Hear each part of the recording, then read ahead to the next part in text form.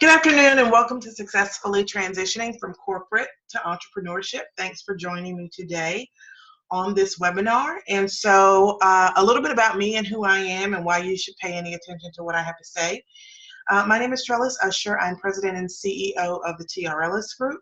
And most of my career has been spent learning how to get the most out of people so that they and the businesses that they work with and for can succeed. As I look back over my history, my 16-year corporate career, started working for some really great companies and learning a lot about myself, how to build leaders, how to build organizations, how to improve processes and things of that nature. And on my own entrepreneurial journey in about 2011, I was working for a very well-known brand and was going through a patch of transformations, business transformations.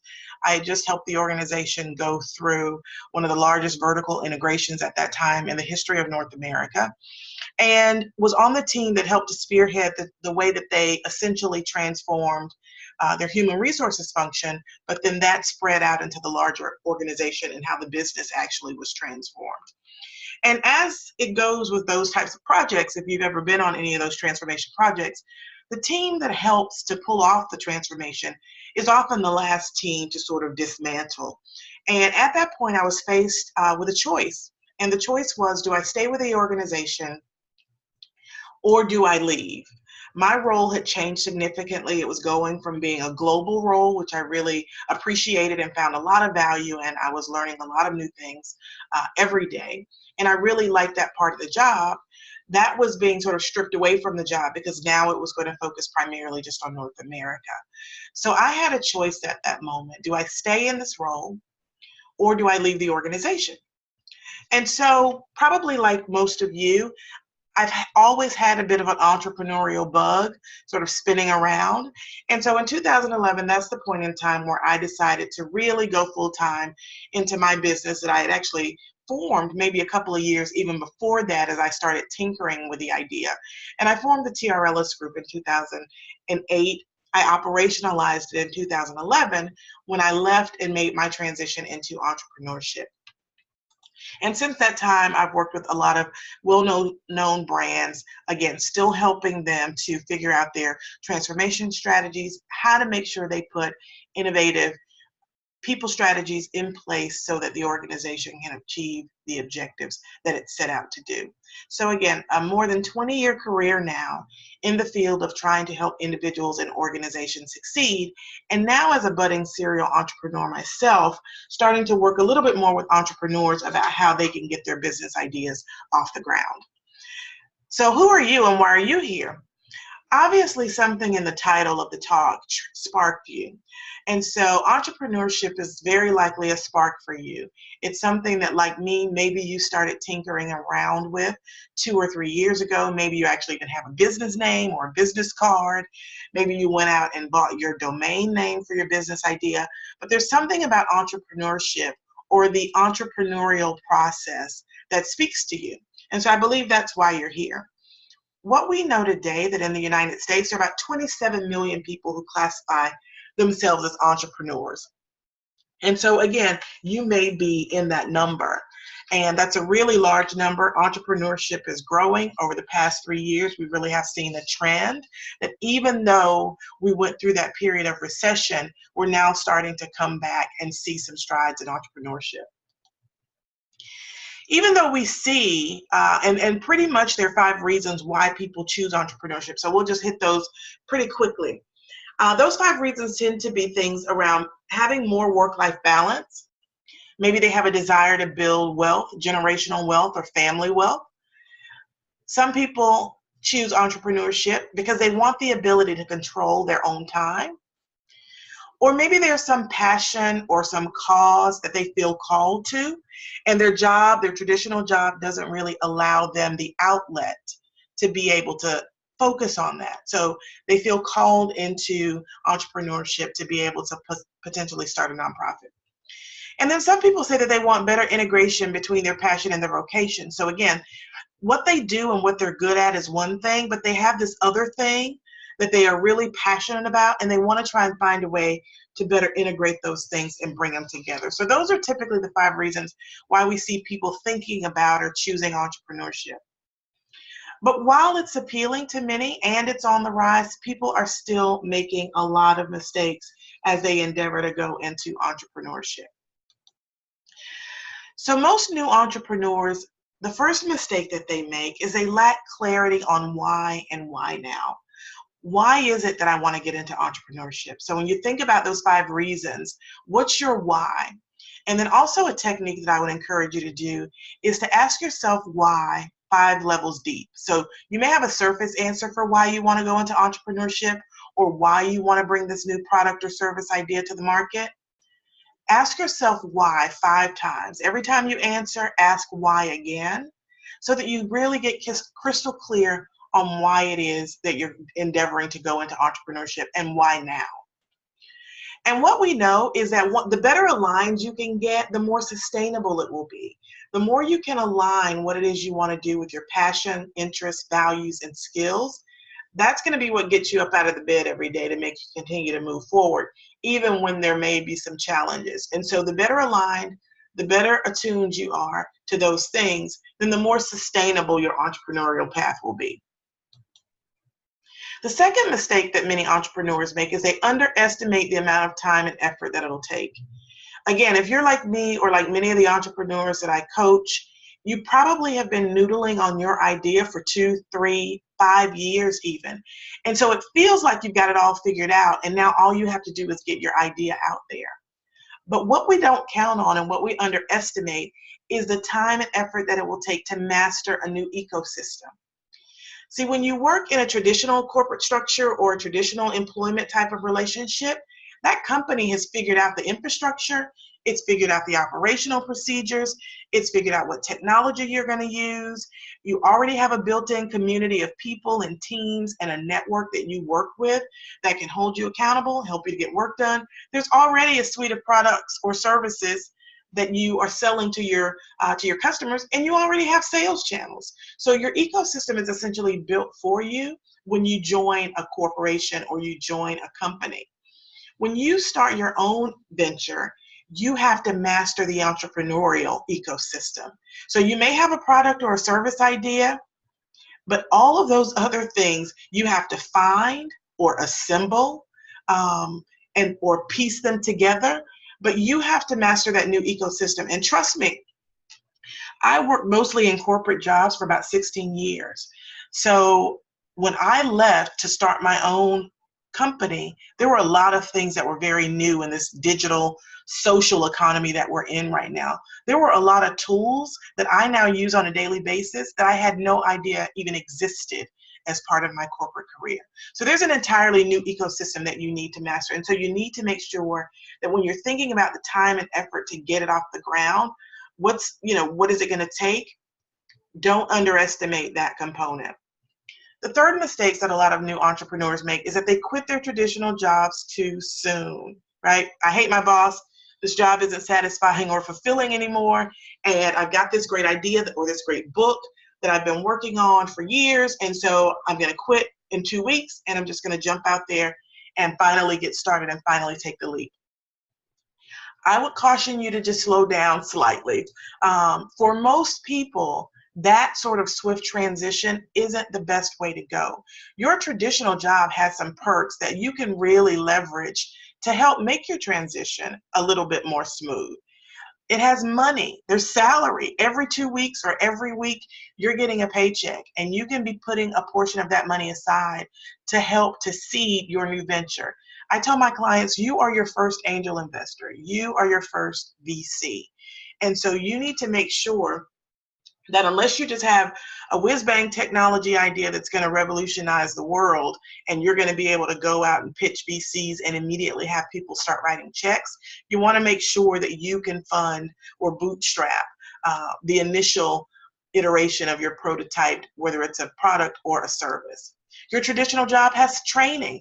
Maybe there's skills that you still need to develop, and you can get those within the context of your traditional job because they probably have a training department, they likely have a training budget, and so you can tap into those things.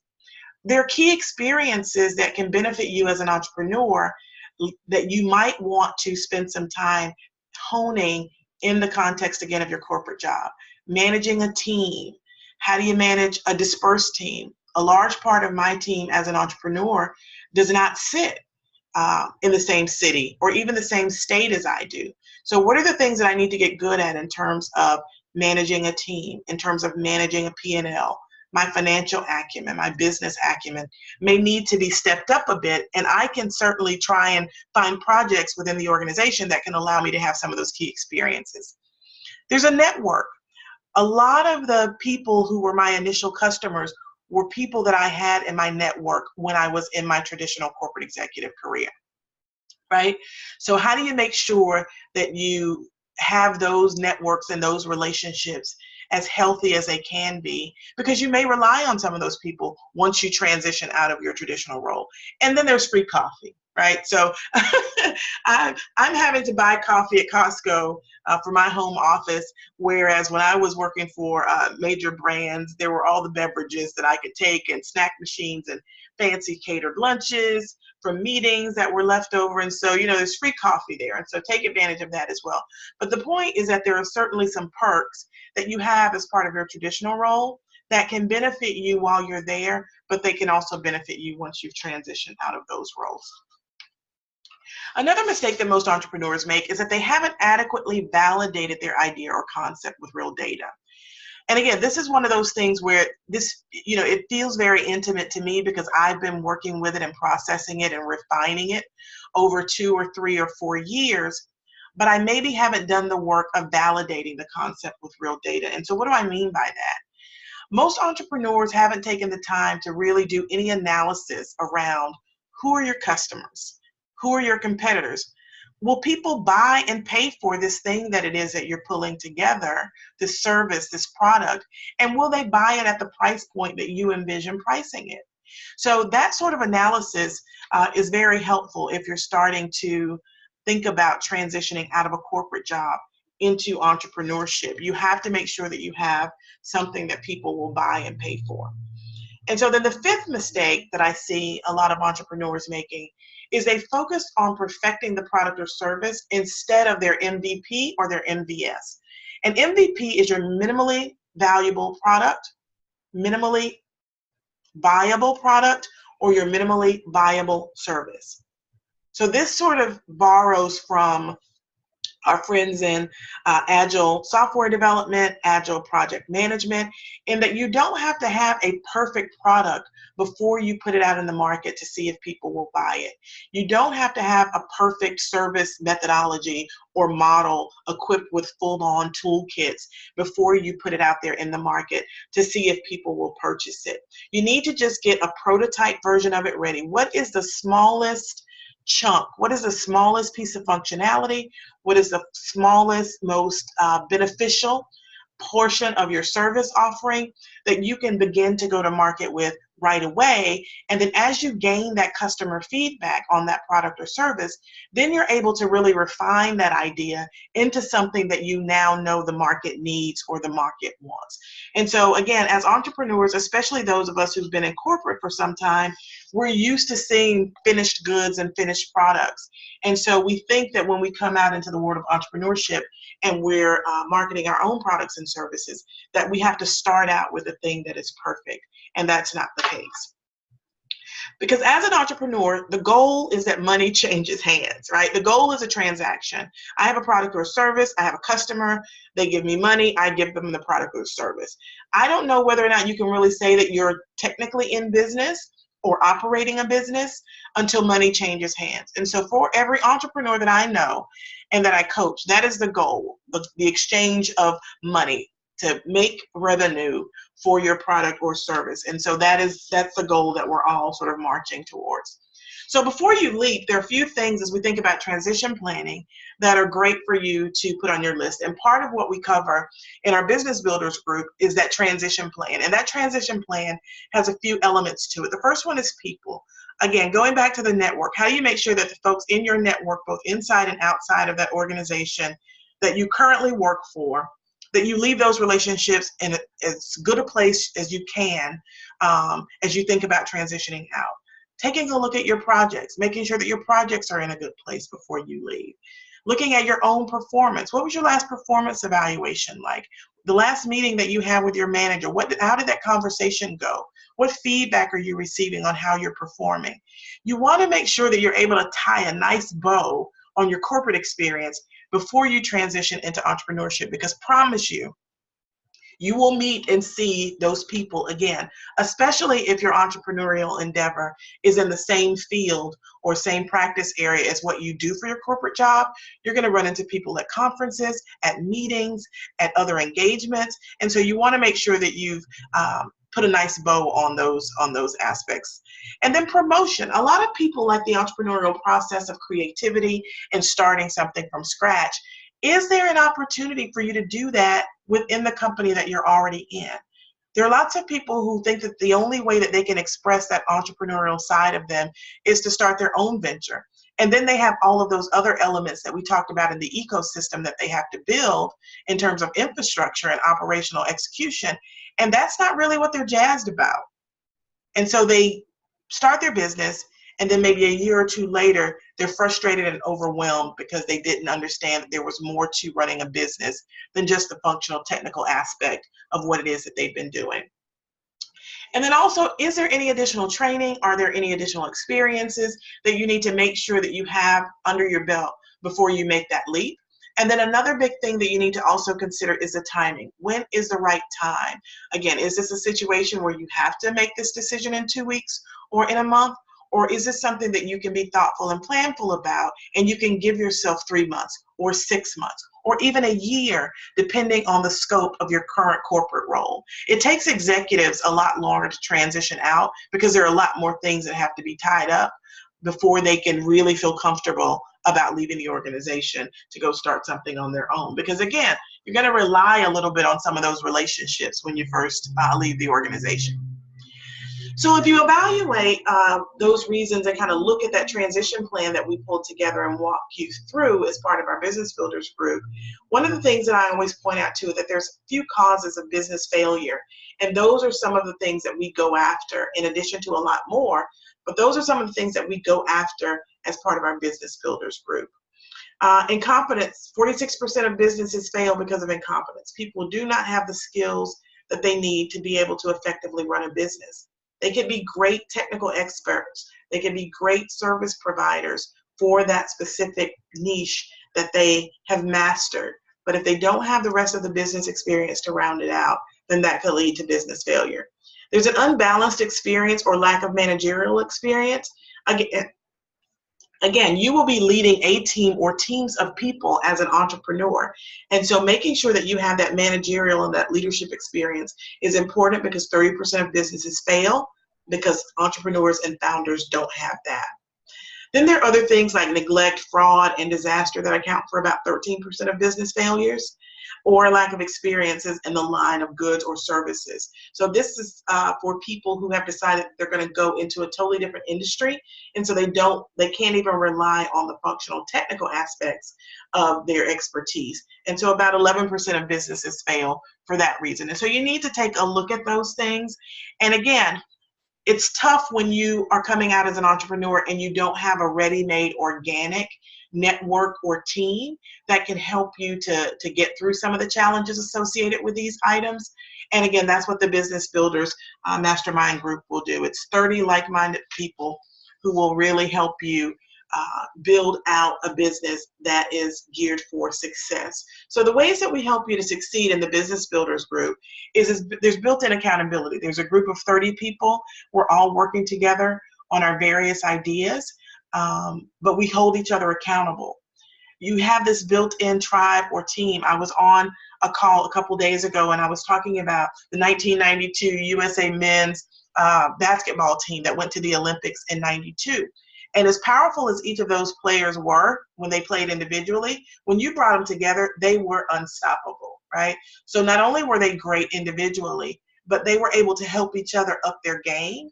Where one was weak, the other had a strength, and vice versa. And so they were able to really bring that together. Most of us, when we endeavor to do our own ventures, we try and go it alone, or us and Google, or us and Siri, and you need a team. It really does take teamwork to make the dream work. Coaching support. You get lots of coaching support from me. You have a peer coach that gets assigned as part of the group. And then again, you have everybody else that's there to also provide guidance and support based on their areas of expertise or where they are in their business's life cycle. And then just structure. A lot of it as an entrepreneur is that there's so many things that need to take your attention on a day-to-day basis. And so you can be very busy all day, but not get a whole lot done. And so this program helps to provide the structure that we need so that we can actually move forward and transition out of that corporate role and get right into what it is that we want to be doing with our entrepreneurial vendor so that we can get to that first paying customer. So how does the group work? Well, it's a 6-month program, and I've gotten feedback that it actually could be a year, and so I may look at doing that after we get these next couple of cohorts off the ground and running. So it's a 6-month program. It's 6 monthly virtual group meetings that we have. We also have 6 monthly hot seat calls. This is where if you're having a specific challenge, during that month's hot seat call, you can nominate yourself to go in the hot seat, and then what happens is we take about 15 to 20 minutes on that call to focus in on the specific challenge that you are having. And we typically have 2 or 3 people in the hot seat per month so that you can get all of the wisdom in the crowd, all of the guidance, all of the knowledge from the team to help really move you forward and get you unstuck. Okay? You'll have a 30-minute one-on-one individual coaching session with me. That usually happens towards the beginning of the program so that I can get a clear idea of what your business is, where you are, where you're feeling stuck, and just so that I have that as some context as we go through the program. Then you get 27 weeks of online coaching from me. And I've been able to do this because I've partnered with an organization that has an outstanding coaching platform that allows me to be able to check in with you twice a week. Cohorts of 30, 50 people at a time, but to be able to have you set goals and check in with you twice a week on how you're progressing with your goals, provide you coaching twice a week that will help you to get unstuck, and have you also feed feedback back to me about how that went and how you progressed. So you'll receive that sort of very heavy interaction. It isn't a program where it's going to be a month before you hear from me, and then there are 30 people, Trellis, so how are you ever going to get to me? I think from a coaching standpoint, we've been in the traditional model for so long of 1-to-1 or 1 to maybe 6 or 7 in person at a time. And now we've got technology to be able to do it better and to do it differently. And so we take advantage of that in our group. And then again, you get the 30 like-minded success partners, 30 people who are committed to your success and you to theirs. And so they're bringing everything that they know, everything that they are, who they know. They're bringing all of that to this experience for all of us to leverage together. And then you'll also have a coaching peer. So sometimes you can't get to me, or we're in the between weeks where there's not a call, and you need to just reach out and connect with somebody right away. And so that's what that buddy or that coaching peer will be. And so this is really how it works over the course of 6 months, and you see our 30-day cycle. So every month it's really that same cadence that we do that helps you to continually move forward, gives you that accountability, gives you a team, gives you the structure that you need to move quickly through getting your idea out there. Entrepreneurs are typically really smart people. They're great problem solvers. And so this isn't anything that you know. And that's why intentionally, it's not just a curriculum. It's not just a series of lectures or talks, because you can go out to the internet and find out what it is that you're supposed to do and in what order in order to launch a business. But what you don't get is you don't get a group working on your behalf. You don't get the structure. You don't get, 29 other people sort of holding you accountable with that positive peer pressure to help march you forward. So you can spend 2 years trying to get an idea started, or you can join a group and you can get it done really in 3 to 6 months. And so that's what this group is all about, and that's how we work. So what do we cover? A boatload of stuff. The goal is that we operationalize your business and help you to find that first paying customer by the end of that 6-month period. So me and the community, we're going to make sure that you have what you need. We talk about transition planning. How do you transition out of your corporate role into entrepreneurship? Then business planning. How do you refine that idea? How do you look at the market? How do you look at the product? How do you look at competitors? How do you think about what's the right business model for your particular concept or idea? Then we look at marketing. Again, this is one of the things that as an entrepreneur is going to be very new for most people. When you're inside of a traditional, mature corporate structure, you have a fully baked marketing organization that is operating on all cylinders at any given time.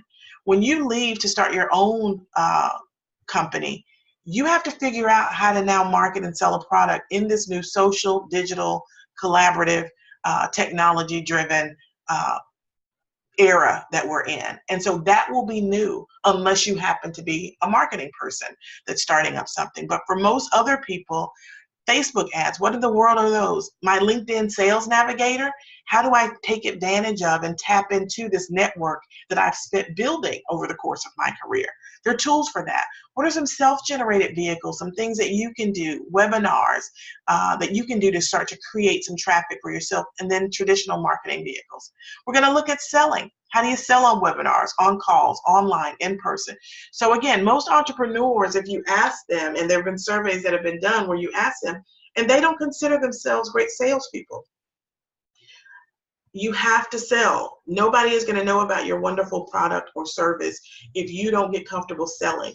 If it's not something that you can do, then you might need to get a member or a person on your team who's a great business development person, but there's really no way around selling if you're starting a new company. So getting comfortable with that, but how do you do it in this new digital era? Then those leadership skills. Again, we saw that several companies fail because they lack that managerial expertise or that leadership expertise. So we're going to help. We can't build leadership skills and capabilities around everything, but there are 5 or 6 competencies that we know are going to make you successful as an entrepreneur starting a new venture. We focus right there. We just get laser focused. And then all of these technologies that are available that maybe when you were inside of a corporate arena, you had very different tools and technologies. So we're going to get you introduced to the ones that are out in the marketplace now that entrepreneurs are using and finding great success with. So all of that gets covered over the course of that 6 months. And the structure that I put together, the processes, the toolkits, the participant guide that I pulled together, all of those things help to string you through a process that is designed, again, to get you to that first paying customer or first paying customers. And it doesn't matter whether it's a B2B or a B2C, our goal is to get you to that first paying customer before the end of this 6-month period. So we've got a new cohort starting May the 1st. And so registration for that will open April 2nd. I've already got people that are starting to pile up on the wait list because they're really excited about this opportunity. So I'm going to be opening registration for that one next Monday. And the value, when you look at all of these things together, the value for a program like this or an experience like this, it's upwards of $2,400 over the course of the 6 months. And so what I'm doing in honor of launching this new cohort in May is at April the 2nd through the 6th, so that first week of open enrollment for the program, the 6-month price is going to be $899. And also, as an additional promotion, I'm going to offer monthly payment options available. So if you're like, well, Trellis, I don't have $899 right now. We have 2 additional payment options where I think one of them is $167 or so for a month, per month, and you do that for 6 months. And then there's another option where you pay for 4 months, and then you don't have a payment for the final 2 months of the program. I think it's maybe $239 or $240 or something like that.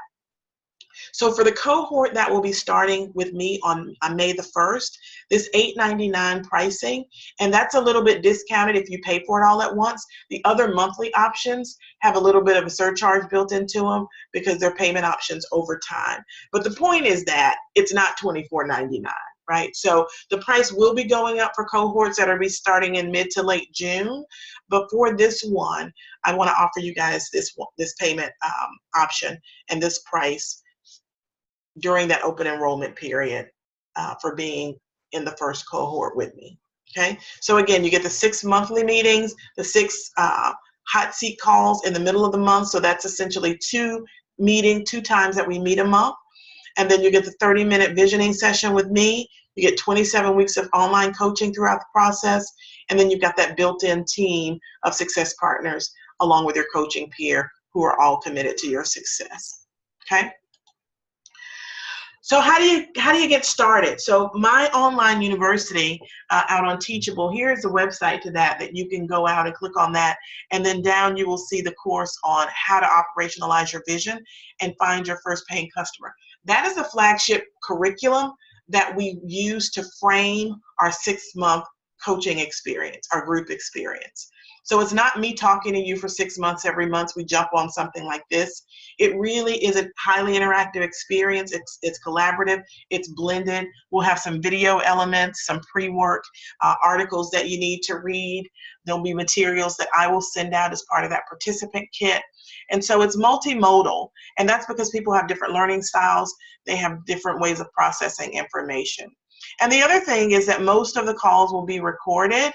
Most of the group, the monthly calls, the first call of every month will be recorded. So that way, if you don't make it, if you can't make it for whatever reason, you can still get that monthly goal setting call where you can make sure that you're tracking with the rest of the team, and then you can move through the rest of the month sort of as the schedule permits. Okay? So check out my Teachable University, by Design University. To get started, you'll see the course there where you can go ahead and register and pay on April the 2nd when I open registration, and then you will be all set. And then you'll start to receive a series of emails and logins and information to start to get you ready for our May 1 launch. Right? So again, if you want to reach out to me on the web, you can get me at www.tre-group.com. That's my TRLS group website. And from there, you can launch off into other websites that I have. You can get to me on social media. All of my social media screen names are at Trellis Usher. So that's on Twitter, that's on Instagram. On Facebook, I also have TRE Group, LLC, as my company page on Facebook. So you can find me there, and I'll be posting information about upcoming webinars and other promotions and offers that I will be running. But I look forward to working with you. I think this is the power of this is that it's not just me and it's not just you. It's 30 other people that are working with us to help us get you to where you need to be, and that's to get you to operationalize that business and get your first paying customer. So looking forward to working with you. Again, check out the website. Go ahead and find it on the internet so that on April 2nd you can get enrolled. Thanks, guys.